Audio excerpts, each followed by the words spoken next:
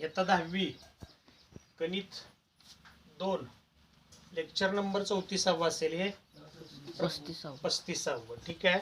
चालू केलं होतं काल. एक प्रमेय तुम्हाला दिलेलं सांगितलेलं होतं सोडवायला. काटकोन त्रिकोणात कर्णावर टाकलेल्या शिरोलंबामुळे जे दोन त्रिकोण मिळतात ते परस्पराशी आणि मूळ त्रिकोणाशी समरूप असतात, अशा पद्धतीचं प्रमेय होतं. आता त्याच्या अगोदर काल आपल्याला न सुटलेलं उदाहरण प्रकरण पहिल्यातलं 13वं स्टार केलेलं आहे त्यानं, ते मी तुम्हाला सांगितलं होतं की काल आपल्याला ते जमलं नाही उदाहरण सोडवायला. आता ते सोडून देतो आपण. शेवटचं उदाहरण काय काय दिलेलं याच्यामध्ये, तर त्रिकोण एबीसी मध्ये अँगल ए बरोबर 90 डिग्री, बरोबर आहे का. चौकोन DFG हा चौरस आहे. चौरस आहे म्हणजे काय हो, चारी बाजू याच्या इक्वल असल्या पाहिजे, बरोबर का नाही. चारी बाजू इक्वल, शिवाय काय इथं असलं पाहिजे, चारी कोण काटकोन. इथं काटकोन, इथं पण काटकोन असला पाहिजे. आणि आपल्याला काय सिद्ध करायचं याच्यावरनं, तर दाखवा की DE वर्ग बरोबर BD गुणिले EC. आणि टिप काय दिल्या, तर आम्हाला हिंट अशी दिलेली आहे की त्रिकोण GBD समरूप त्रिकोण CFE हे दाखवा. आणि त्याच्यामध्ये GD बरोबर FE, GD बरोबर FE बरोबर DE बरोबर ही पण असलं पाहिजे. चौरसाची चारी बाजू समान असतात. आता काल आपण प्रमेय बघितलेलं होतं बघा, त्या प्रमेयाचा सुद्धा इथं वापर करता येतो आपल्याला. काटकोन त्रिकोणात कर्णावर टाकलेल्या शिरोलंबामुळे दोन त्रिकोण मिळतात, ते परस्पराशी आणि मूळ त्रिकोणाशी समरूप असतात. त्रिकोण BAC हा कसला त्रिकोण आहे, बोला कसला त्रिकोण आहे.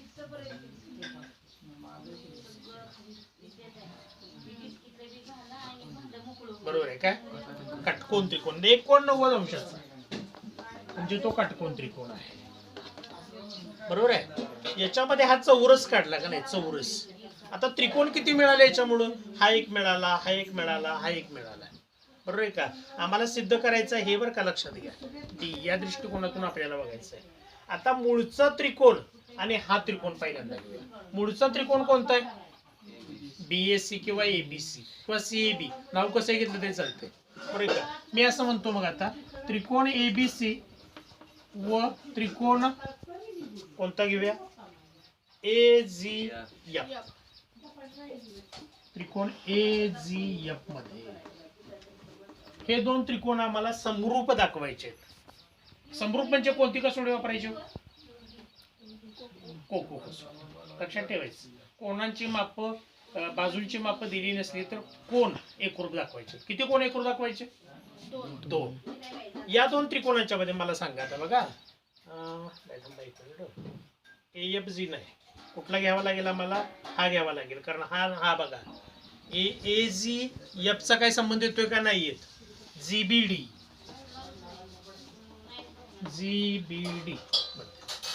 बघा. मूळचा त्रिकोण ABC आणि GBD या दोन त्रिकोणांच्या मध्ये काय काय एकरूप आहे सांगा. दोन कोण आम्हाला एकरूप दाखवायचे, काय काय एकरूप आहे, कुठले दोन कोण एकरूप आहेत. मग आता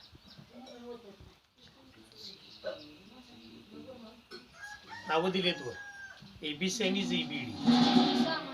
कुठला जी कसा येईल, बी हा सामायिक कोण, बरोबर आहे. बी हा सामायिक कोण, ABC मधला बी कोण आणि GBD मधला बी कोण, बरोबर आहे का. बरोबर सांगितलं. अँगल बी एकरूप अँगल बी, सामायिक कोण, कॉमन अँगल. पुढे बोला अजून.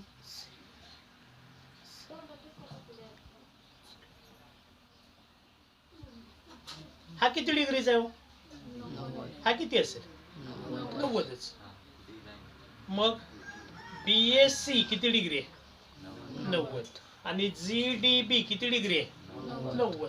प्रत्येकी काटकोन, बरोबर का नाही. मग काय म्हणताना मला अँगल BAC एकरूप अँगल GDB प्रत्येकी 90 अंश.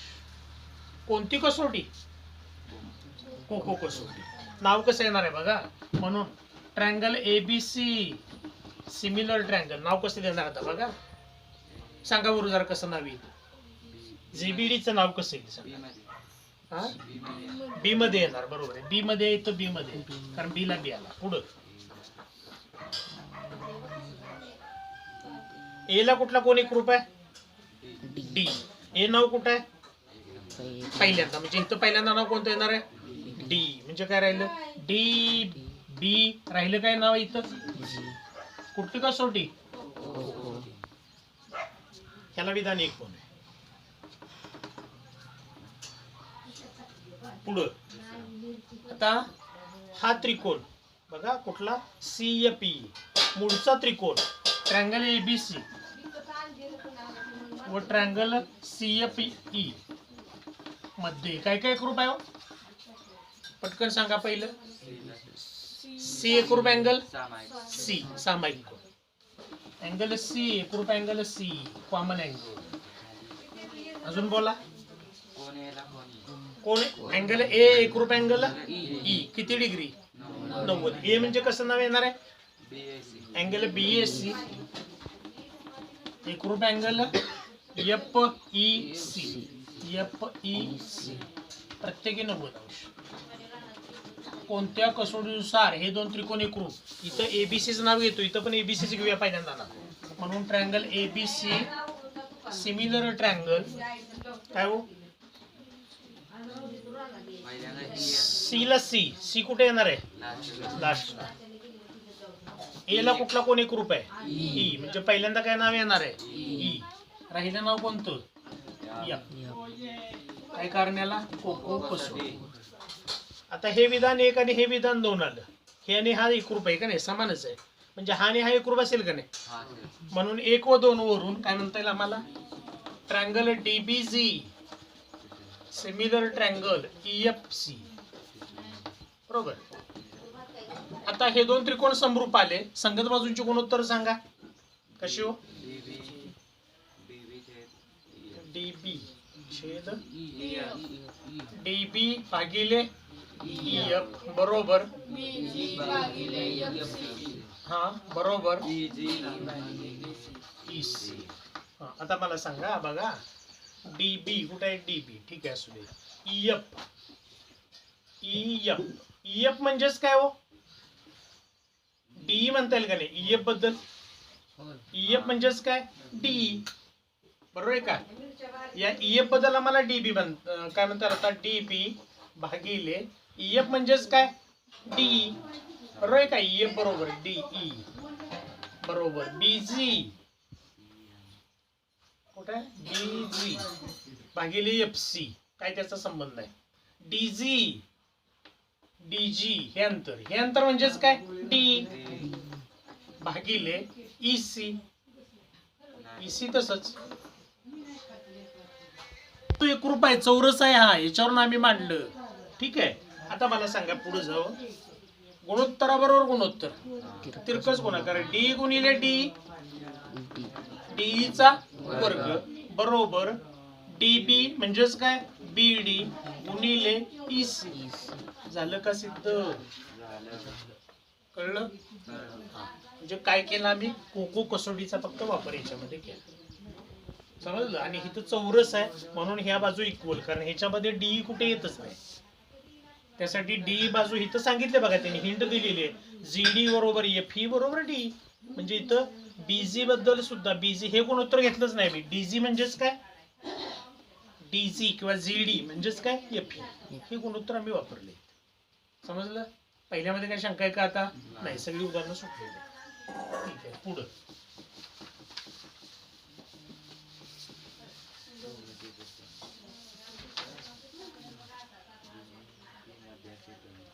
कालच्या तासाला आपण काय बघितलं होतं पायथागोरसचं प्रमेय. त्याच्यामध्ये काय काय बघितलं पायथागोरसची त्रिकूट काढण्याचं सूत्र बघितली बरोबर की नाही. काय काय सूत्र आहे ABC या नैसर्गिक संख्या असतील A is greater than B तर A अधिक B कंसाचा वर्ग A वजा नाही A वर्ग अधिक B वर्ग A अधिक B नव्हे A वर्ग अधिक B वर्ग A वर्ग वजा B वर्ग आणि 2 या प्रमाणे आम्हाला पायथागोरसचं ट्रिपलेट मिळतं बरोबर की नाही. फक्त A is greater than B A ही संख्या B पेक्षा मोठी पाहिजे. आणि प्रमेय बघितलं होतं काय काटकोन त्रिकोणात कर्णावर टाकलेल्या शिरोलंबामुळे दोन त्रिकोण मिळतात ते परस्पराच्या आणि मूळ त्रिकोणाचे समरूप असतात ठीक आहे का. आता त्याच्या पुढचं प्रमेय आम्हाला बघायचं आहे त्याला आपण भूमिती मध्याचं प्रमेय म्हणतो. भूमिती मध्याचे प्रमेय.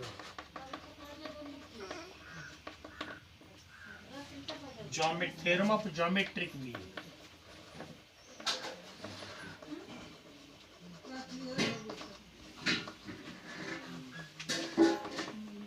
आता काय प्रमेय नेमकं हे? तर प्रमेय काटकोन त्रिकोणात कर्णावर काढलेला शिरोलंब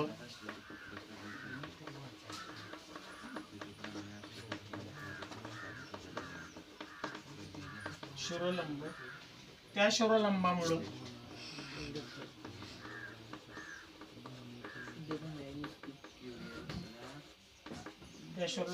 कर्णाचं दोन भागात विभाजन.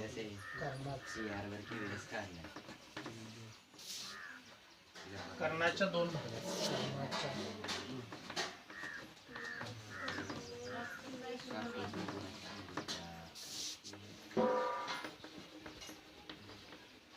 भूमितीमध्ये असतो.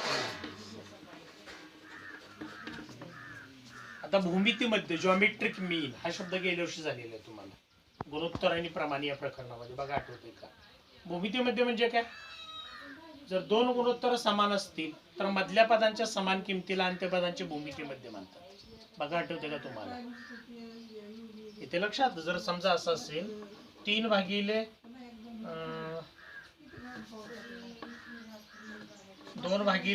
बरोबर 4/8.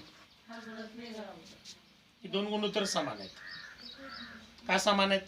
सोपं रूप द्या. 2 के 2 दोन्ही 4, 4 एके 4, 4 दोन्ही 8 समान आहेत. ही जी मधली पद आली ती समान आली. बरोबर की नाही? मधली पद समान आली म्हणजे इथं 2, 4, 8 या संख्या पारंपरिक प्रमाणात आहेत असं आम्ही म्हणत होतो.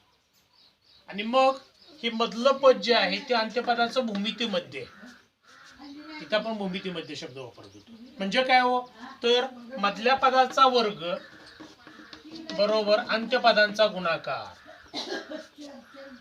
मधल्या पदाचा वर्ग बरोबर अंत्यपदांचा गुणाकार म्हणजे काय हो? 4 चा वर्ग 16 बरोबर 2/16 असं झालं होतं. बघा तर जर a/b is equal to b/c तर काय असते? b वर्ग बरोबर ac, तेव्हा b ला a व c चा भूमितीमध्ये असे म्हणतात.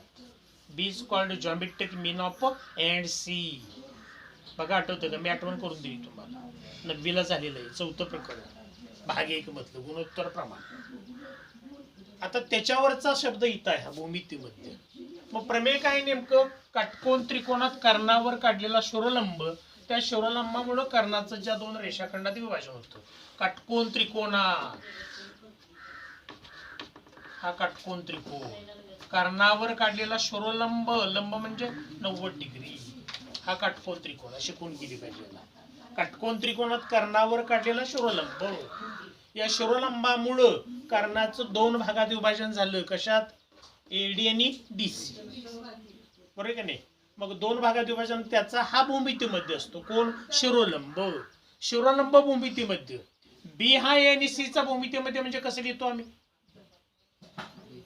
बी चा वर्ग बरोबर ए गुणिले सी. बरोबर का नाही? आता सांगितलं होतं मी. बी हा ए आणि सी चा भूमितीमध्ये म्हणजे बी चा वर्ग बरोबर ए आणि सी. हा भूमितीमध्ये म्हणजे काय येणार आहे? बीडी चा वर्ग बरोबर यांचा गुणाकार एडी गुणिले डीसी. बघा झालं, समजलं का? काय काय? काटकोन त्रिकोणात हा काटकोन त्रिकोण काढला. कर्णावर काढलेला शिरोलंब हा कर्ण आहे याचा, याच्यावर शिरोलंब आम्ही काढला.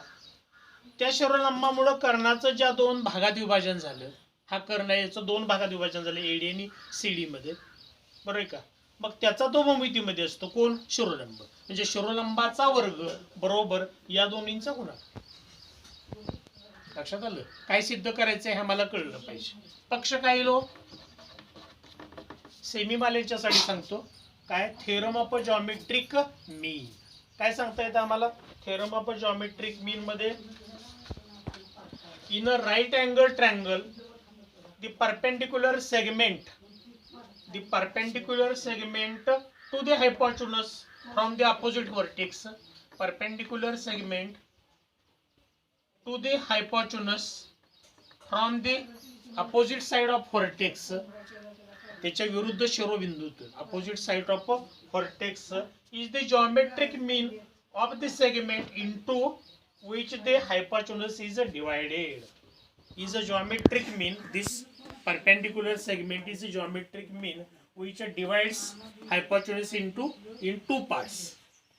म्हणजे याचा हा भूमितीमध्ये असतो. परीक्षेला विचारलं जाऊ शकतं प्रमेय. हे पक्ष काय येणार आहे सांगा, काय काय दिसते तुम्हाला याच्यात? बोला की. आकृती आपण काढली, पक्ष काय आहे? हा काय दिसतंय पहिल्यांदा? त्रिकोण एबीसी मध्ये काय आहे हो? कुठला कोण 90 डिग्री आहे? बी. अँगल बी बरोबर 90 डिग्री. एम ऑफ अँगल बी म्हणण्यापेक्षा अँगल एबीसी बरोबर 90 डिग्री. पुन्हा काय काढले? रेख बीडी कशावर लंब आहे? एसी वर लंब आहे. हा पक्ष झाला त्याचा, गिवन आपण त्याला म्हणलं. बरोबर. पुढं प्रूफ केचा काय, साध्य काय करायचं आम्हाला? हे साध्य करायचं आहे. भूमितीमध्ये असतो शिरोलंब. शिरोलंब म्हणजे बीडी घेतला त्याचा वर्ग बरोबर या दोन्हींचा गुणाकार. हे साध्य झालं. To proof. आता सिद्धता. आता ह्याच्या अगोदरच प्रमेय आपण बघितले की काटकोन त्रिकोणात कर्णावर काढलेल्या शिरोलंबामुळे दोन त्रिकोण मिळतात, ते परस्पराशांनी मूळ त्रिकोणाशी समरूप असतात. हे बघितले का नाही आपण? आता याप्रमाणे सांगा मूळचा त्रिकोण काय हो? त्रिकोण एबीसी आणि त्रिकोण. आता मला सांगा काय काय येणार आहे? नाव देताना आता दोन त्रिकोण समोर दाखवायचे. थोडक्यात लिहितोय मी सिद्धता, सगळी देत नाहीत आम्ही, तुम्ही सगळी लिहा पुन्हा, कारण हे अगोदर झालेलं आहे. त्रिकोण एबीसी सिमिलर ट्रायंगल सांगा बघू बरं. एबीसी ला हा दाखवायचा सिमिलर. आता सांगा आता संगत कोण दाखवायचं? काय येणार आहे? ए पहिल्यांदा. पुन्हा काही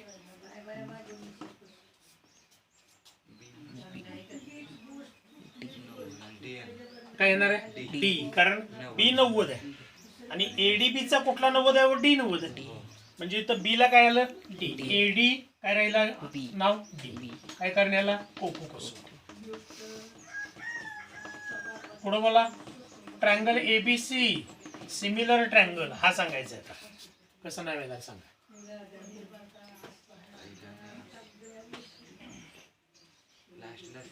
लास्टला सी येणार. बरोबर. हे सी आहे म्हणजे इथं सी आलं.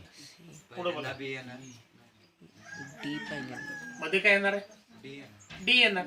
काय कारण? हा 90 आहे, हा 90 आहे, म्हणजे मध्ये डी आलं. राहिलं काय नाव? बी. याला पण कारण काय? कोको. पटकन लिहिलं मी. आपण वेगळं लिहित होतो फक्त. अँगल ए एकरूप अँगल ए, अँगल सी एकरूप अँगल सी, आणि मग ते देत होतो. ते पटकन लिहिलं आम्ही. आता हे दोन, एक आणि दोन वरून हे आणि हे एकरूप असतील का नाही? सॉरी समरूप असतील का नाही? मग काय येणार आहे आता? आपल्याला बीडी बरोबर लिहायचं आहे बरं का. बीडी बरोबर एडी गुणिले बीसी हे करायचं आहे आम्हाला. हे दोन त्रिकोण समरूप म्हणून triangle ADB similar triangle BDC. संगत बाजूंचे गुणोत्तर सांगा. एडी बीडी बरोबर बीडी छेद डीसी किंवा सीडी कसंही चालतंय. बीडी छेद डीसी. आम्हाला बीडी वर्ग बरोबर पाहिजे. बरोबर की नाही? बीडी वर्ग पाहिजे म्हणून काय घेतलं आम्ही? इथे बीडी इथं पण बीडी घेतलं. हे असं पण गुणोत्तर लिहिलं. ए बी भागिले बीसी पण येईल पुढे गुणोत्तर. तिसरं घ्यायचं काही काम आहे का? नाही. जेवढं विचारलं तेवढंच फक्त. आता गुणोत्तराबरोबर गुणोत्तर काय येणार आहे? तिरकस गुणाकार. बीडी गुणिले बीडी, बीडी वर्ग बरोबर एडी गुणिले बीसी. बघा हे सिद्ध करायचं होतं का? किती सोपी सिद्धता आहे बघा. म्हणजे तो भूमितीमध्ये असतो. लक्षात आलं? काय अवघड आहे याच्यामध्ये? नाही. म्हणजे पहिल्या प्रमेयाचाच फक्त याच्यामध्ये आपल्याला वापर करायचा आहे. ठीक आहे. पुढं आता महत्वाचं पायथागोरसचं प्रमेय.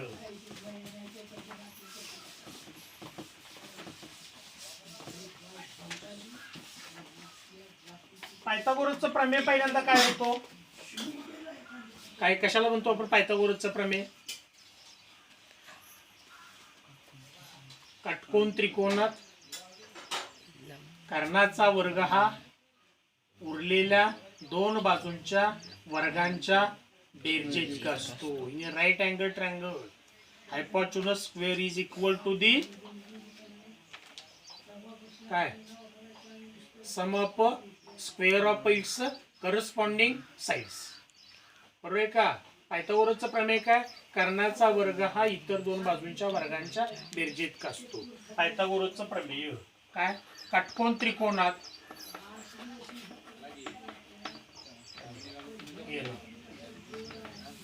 कर्णाचा वर्ग इतर दोन बाजूंच्या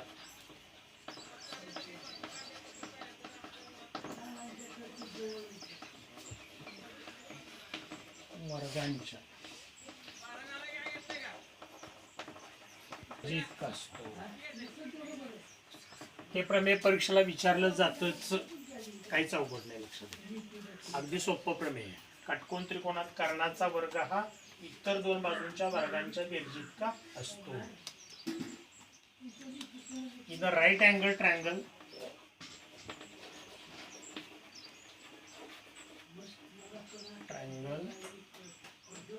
square of a hypotenuse is equal to the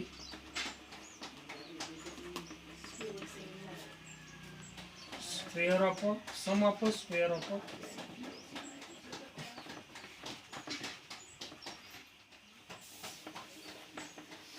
remaining two sides. परीक्षेला हे प्रमेय विचारलं जाऊ शकतं. काय काय म्हटलंय? काटकोन त्रिकोणात कर्णाचा वर्ग हा इतर दोन बाजूंच्या वर्गांच्या बेरजेइतका असतो. प्रमेय सिद्ध करा असं म्हटलेलं असतं. आता कशाची आकृती काढली पाहिजे? PQR. कसला त्रिकोण आहे? काटकोन त्रिकोण. लक्ष द्या इकडे. काटकोन त्रिकोणात कर्णाचा वर्ग इतर दोन बाजूंच्या वर्गांच्या बेरजेइतका असतो. पक्ष काय लो? अगोदर काय म्हटलंय? काटकोन त्रिकोणात. बोला की काय दिसते? त्रिकोण PQR मध्ये अँगल Q बरोबर 90 डिग्री एवढंच दिसते आम्हाला. बरोबर का नाही? त्रिकोण किंवा त्रिकोण PQR हा काटकोन त्रिकोण आहे एवढं म्हटलं तरी पुरेसं आहे. किंवा त्रिकोण PQR मध्ये अँगल PQR बरोबर 90 डिग्री असं म्हटलं तरी चालेल. साध्य काय करायचं आम्हाला? कर्णाचा वर्ग. काय कर्णाचं नाव? PR चा वर्ग बरोबर इतर दोन बाजूंच्या वर्गांचे बेरजेइतका काय येणार आहे? PQ चा वर्ग अधिक QR चा वर्ग. ठीक आहे. आता सिद्धता. आता याची काय माप घ्यायची आपल्याला? नाही घ्यायची. मग रचना करावी लागते. त्याला काय म्हणतो आपण? त्याला कन्स्ट्रक्शन. रचना काय करायची? आपण जे दोन प्रमेय अगोदर बघितलेले त्या पद्धतीनेच. काय? इथून याच्यावर लंब टाकूया. याला नाव दिले एस. काय रचना करणार? Draw segment QS perpendicular PR. रेख QS परपेंडिक्युलर PR. कळलं? आता हा परपेंडिक्युलर टाकल्यामुळे मूळच्या त्रिकोणाचे किती त्रिकोण मिळाले? 2. मूळच्या त्रिकोणाचे 2 त्रिकोण मिळाले. हा एक आणि हा एक. आता आपण प्रमेय काय बघितलेले आहेत? काटकोन त्रिकोणात कर्णावर टाकलेल्या शिरोलंबामुळे जे 2 त्रिकोण मिळतात ते परस्परांशी मूळ त्रिकोणाशी समरूप असतात. बरोबर आहे का? सिद्धता. मूळचा त्रिकोण सांगा. काय नाव? PQR. ट्रायंगल PQR व त्रिकोण एक सांगा. याचं नाव PSQ. मध्ये डायरेक्ट सांगता येईल, डायरेक्ट मला सांगता येईल दोन त्रिकोण समरूप कसे? बघा नाव सांगा मला.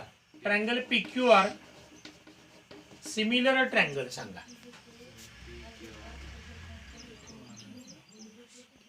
PQR सिमिलर ट्रायंगल काय सांगा? ह्याच्यातलं बघतोय आपण, PSQ मध्ये बघतोय. मगाच्या सारखं नाव सांगायचे. संगत कोण एक रूप पाहिजेत. कोको कसोटी लिहायचे आहे मला.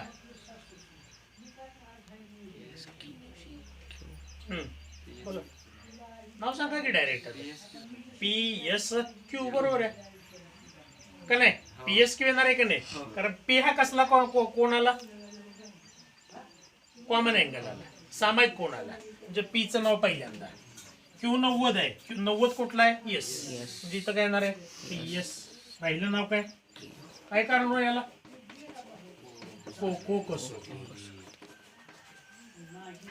ठीक आहे. आम्हाला काय दाखवायचं आहे बघा. PQचा PR चा वर्ग बरोबर PQचा वर्ग अधिक QR चा वर्ग सिद्ध करायचं आहे आम्हाला. आता याचे गुणोत्तर कसे मांडता येतील आम्हाला? PQ छेद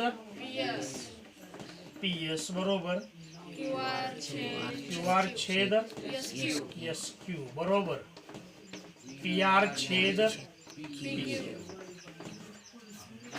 बरोबर. आम्हाला PQचा वर्ग पाहिजे बरोबर की नाही? PQ QR आलं पाहिजे त्याच्यामध्ये. PQचा वर्ग. PQचा वर्ग कसा येईल मग? याने हे गुणोत्तर घेतलं पाहिजे बरोबर का? हे घ्यायचं काय काम आहे का?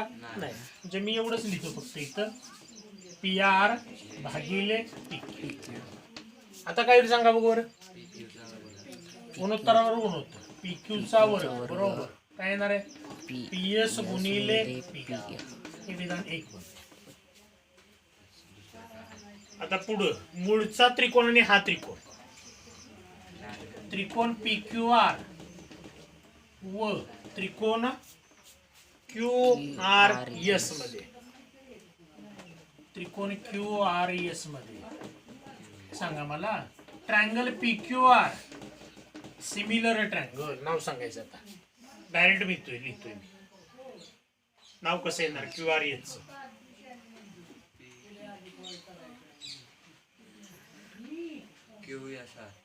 QSR बरोबर. का हो?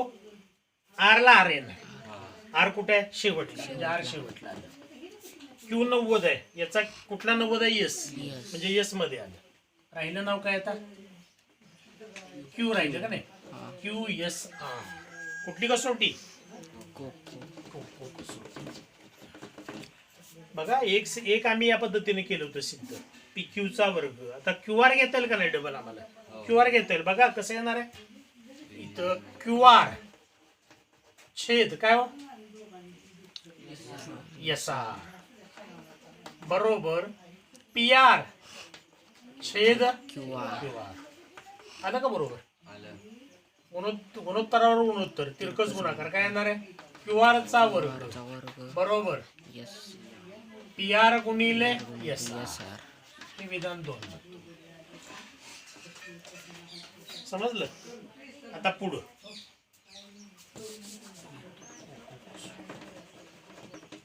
आता मूळचा त्रिकोण बघा. आता मूळचा आणि हा झाला का नाही? मूळचा आणि हा झाला, हा आणि हा झाला. आता कुठला घ्यायचा? हा आणि हा बरोबर की नाही? काय नाव याचं? त्रिकोण PSQ सिमिलर ट्रायंगल QSR. आता ते बघायचं काही काम नाही, कारण याच्या बरोबर संगती यायची, याच्याबरोबर संगती यायची, म्हणजे हे आणि संगत बघायचं काही काम नाही. QSR triangle QSR. याला कारण काय? 1 व 2 वरून सांगा गुणोत्तर. आम्हाला काय आणायचं बघा. आपण काय आणलं? PQचा वर्ग आणला, QR चा वर्ग आणला, PQचा वर्ग आणला, QR चा. आता राहिला PR चा वर्ग.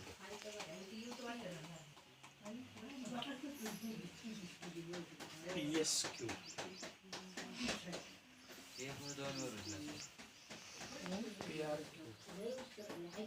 1 व 2 वरून बरोबर आहे की? काय काय येणार इथं आता? PS चा वर्ग सॉरी PS भागिले काय येणार आहे? QS बरोबर SQ भागिले एस आर बरोबर पी क्यू भागिले क्यू क्यू आर. आलं का काही समान नाही आलं ना. हो. नाव बरोबर आहे पी एस. याचं काही काम नाही मग 1 व 2 वरून बघा 1 व 2 वरून डायरेक्ट 1 आणि 2 वरून काय हो पी क्यू चा वर्ग अधिक क्यू आर चा वर्ग 1 आणि 2 ची बेरीज करूया 1 व 2 वरून 1 व 2 ची बेरीज करू काय येणार आहे पी क्यू चा वर्ग अधिक क्यू आर चा वर्ग बरोबर काय पी क्यू चा वर्ग अधिक क्यू आर चा बरोबर पी एस गुणिले पी आर अधिक काय पी आर गुणिले एस आर थोडक्यात लिहितोय मी एस आर म्हणून पी क्यू चा वर्ग अधिक क्यू आर चा वर्ग बरोबर या दोन्ही मध्ये कॉमन काय हो पी आर कॉमन याच्यात पण पी आर आहे का नाही राहिलं काय पी आर इंटू ब्रॅकेट काय राहिलं पी एस अधिक S are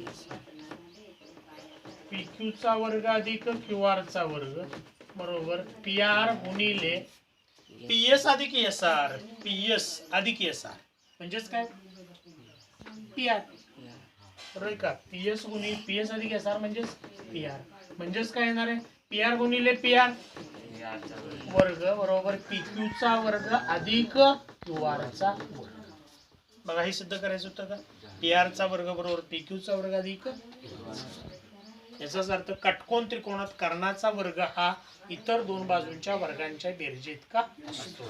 in a right angle triangle square of hypotenuse is equal to the sum of square of two sides. हे प्रमेय परीक्षेला विचारलं जातच 3 मार्काला सिद्ध करा असं प्रमेय असते आणि या प्रमाणे आम्हाला सिद्ध करता आलं पाहिजे. जुळ झालं 33. ठीक आहे थांबूया इथं मग आपण याच्या प्रमेयाचा व्यत्यास आपल्याला अजून सोडवायचा आहे आणि पुन्हा त्याच्यावरचे उदाहरण जरा वेळ लागेल याला 2.1 मधले काय सुटता येतील तर सोडवा त्यातली 2.1 अभ्यासातली ठीक आहे कर